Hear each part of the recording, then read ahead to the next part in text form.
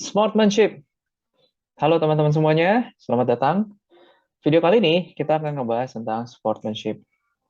Jadi, sportsmanship itu suatu hal yang menurut gue penting sekali dalam kalau lu suka olahraga, lu suka main game, lu suka melakukan hal yang kompetitif, sportsmanship itu harus ada.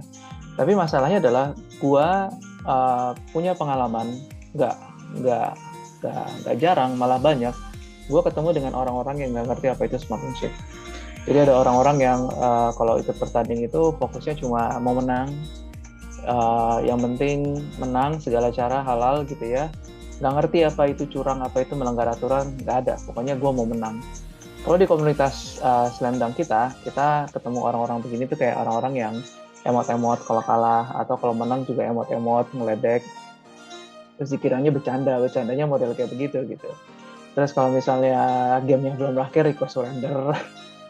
Padahal masih bisa menang gitu. Terus kalau misalnya yang sampai level lebih parah lagi adalah nyari orang di DPO gitu ya, posting bro ini orang jelek banget bla bla bla. Maksud gue ya come on bro, kalau misalnya lu mau cari orang ya lu pakai jalur, nggak usah ribuan orang di situ gitu. Lu bisa nyari teman lu bisa japri orangnya gitu, itu lebih lebih lebih make sense gitu menurut gue.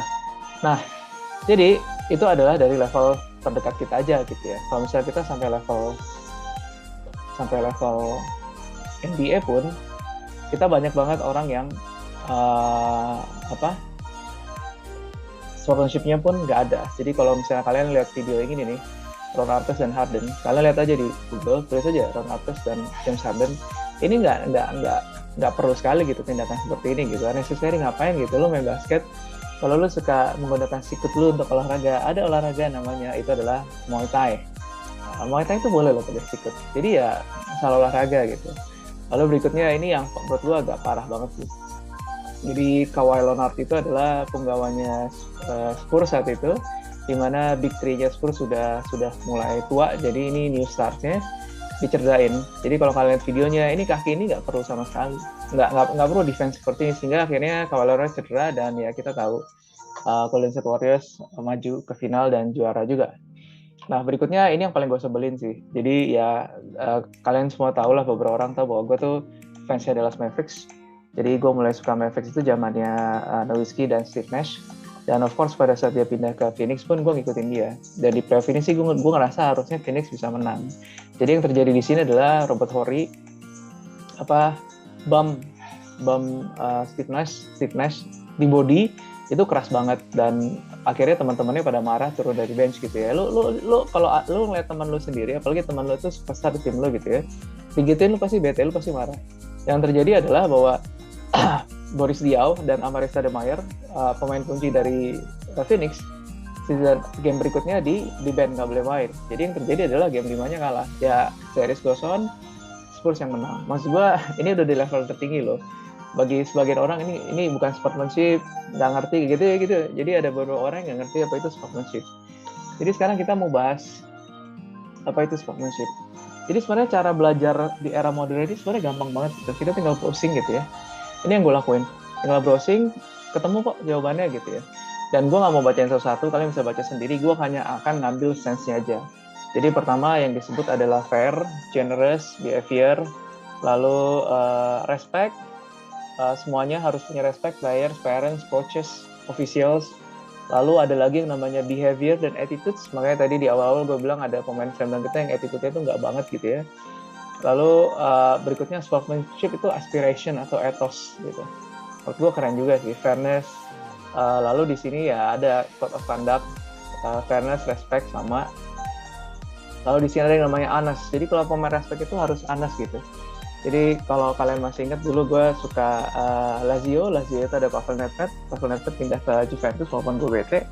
Di sana dia ngegolin, terus dia bilang bahwa enggak gol kok, gue offside atau gue pakai tangan, gue lupa. Itu adalah Liga Italia sportsmanship yang pertama kali gue dengar dari Pavel Nedved. Wah anjir keren banget gitu ya. Nah, cuman yang paling gue favorit dari semua ini yang gue rangkum adalah ini favorit gue. Honor, kehormatan.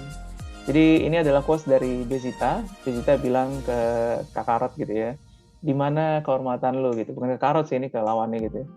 Kakarot itu lebih baik mati fighting daripada menang dengan cara curang, dengan cara disgraceful, dengan cara nggak terhormat lah. Misalnya Kebayang misalnya Kakarot bertarung, di samping kantongnya itu ada Senzubin. Jadi kalau udah mulai capek makan lagi, pakai doping. Udah mau kalah pakai lagi. Ya nggak seru gitu. Jadi sportsmanship itu honor gitu. Kayak Satria lu bertarung fair fight. Death over dishonor. Sama kayak gini, lebih baik lo kalah daripada menang pakai cara curang. Gue respect banget dengan orang yang mengquote dengan kata-kata seperti itu. Nah, jadi ini favorit gue banget. Alasan kenapa gue bikin nama klien gue dengan sayang salah satu sini adalah ini, honorable. Jadi hal-hal yang bersikap honorable dan banyak orang tuh belum ada ke sana gitu. Nah, sekarang kita fokus kepada Akagi sportsmanship. Jadi kalian kebayang nggak sih, ini kapten dari tim Soku. Member-membernya itu adalah anak-anak berandalan semua. Mitsui pentolan kelas 3. Ryota kayaknya pentolan kelas 2. Sakuragi kayaknya udah pasti pentolan kelas 1. Rukawa lone wolf. Bisa jadi pentolan kalau dia mau, tapi dia nggak ada keinginan. Cuma Kogure doang yang orang biasa-biasa aja. Kebayang nggak semua orang ini ngikutin Akagi. Nah, jadi ada banyak traits yang dimiliki oleh Akagi, tapi gue hanya fokus di sini kepada sportsmanship-nya aja. Jadi kita lihat. Nah, jadi ceritanya dimulai dari mana? Ya, secara singkatnya langsungnya dari sini. Mungkin kalian ingat di mana Haruko itu kamehamehain Sakuragi. Di situ dia bilang bahwa ya pokoknya dia ngeliat Sakuragi mau mukul Rukawa, dipegang kerahnya, lalu pas dia naik tangga, dia lihat Rukawa udah berdarah-darah, dia berpikir bahwa yang mukulin itu adalah Sakuragi, padahal bukan gitu. Dan akhirnya keluarlah kata-kata seperti ini gitu ya. Nah, di sini kalau kalian lihat gambarnya Sakuragi sedih banget. Dan ini emang wajar. Jadi bagi teman-teman kalian semua yang waktu SMP atau SMA pernah menyukai seorang perempuan, lalu perempuan itu mengatakan kata-kata seperti ini, pasti sakit banget. Ditolak masih lebih nggak terlalu sakit, tapi di sini sakit banget, udah pasti bete.